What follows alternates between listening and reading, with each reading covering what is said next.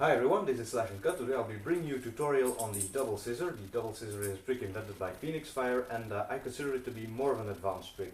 The trick itself is pretty straightforward, but the execution is a bit tricky, and it's hard to do this trick consistently. That's why I've been a bit hesitant to make this tutorial, because the trick is easy, but the finer points in this trick are, tricky. I'll try my best to give you a few pointers though, in order for you to learn this trick a bit faster. Anyway, here we go. First of all, what is a double scissor? This is pretty much the basic double scissor. I hope that was in frame. Let me try again. That wasn't very good. As I said, this trick is hard to do consistently, but that's pretty much the double scissor. So here we go. First of all, you have to know how to do a regular scissor. I've made a tutorial on it. Other people have made better tutorials on this trick, so check those out first.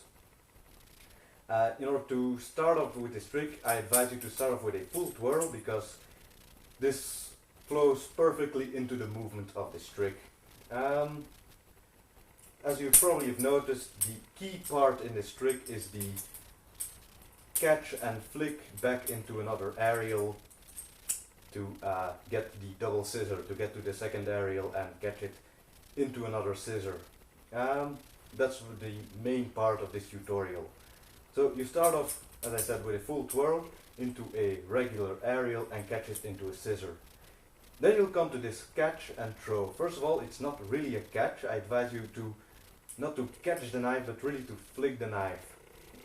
Because when you just catch the knife and then flick it, you'll have a small pause in your combo and it doesn't look as smooth, and yeah, it pretty much ruins the trick.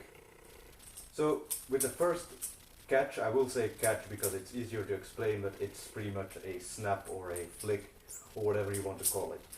But for to make it a bit easier for me to explain, I'll say catch. So when you catch the knife, you have to keep a few things in mind. First of all, the timing. When do I catch my knife? That's pretty much the same with a regular scissor. You have to catch your knife when this handle, or the handle you're not catching, in this case a bite handle, is past this point.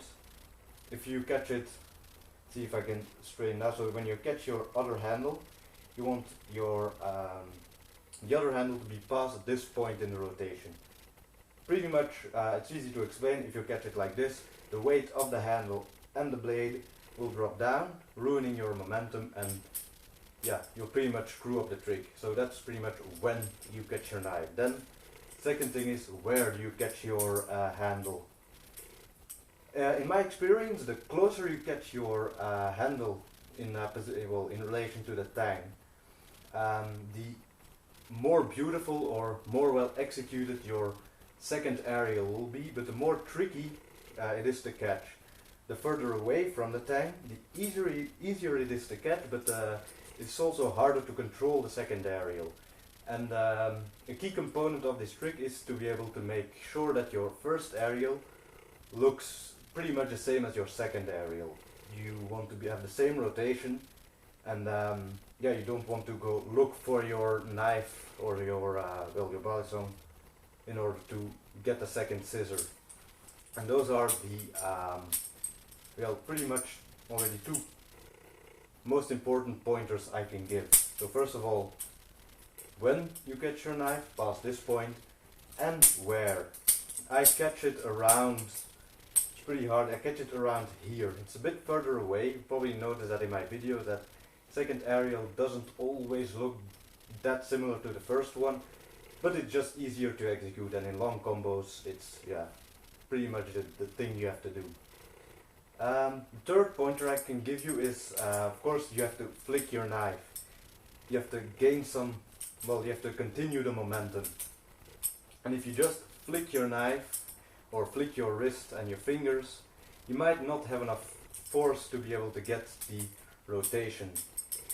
That's why I advise you, and I'll exaggerate a bit, when you catch it, you want to put some forward momentum into it. So that's of course way too exaggerated, but you really want to, before you flick, you want to just give it a little bit extra force in order to get that other rotation.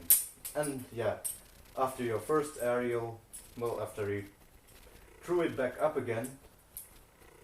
You just want to catch another regular scissor, which is just a scissor. So those are my pointers for this trick. I hope you learned something. It's very hard to explain this trick, so keep that in mind. This has been requested a few times. I hope I satisfied the people who asked for this tutorial.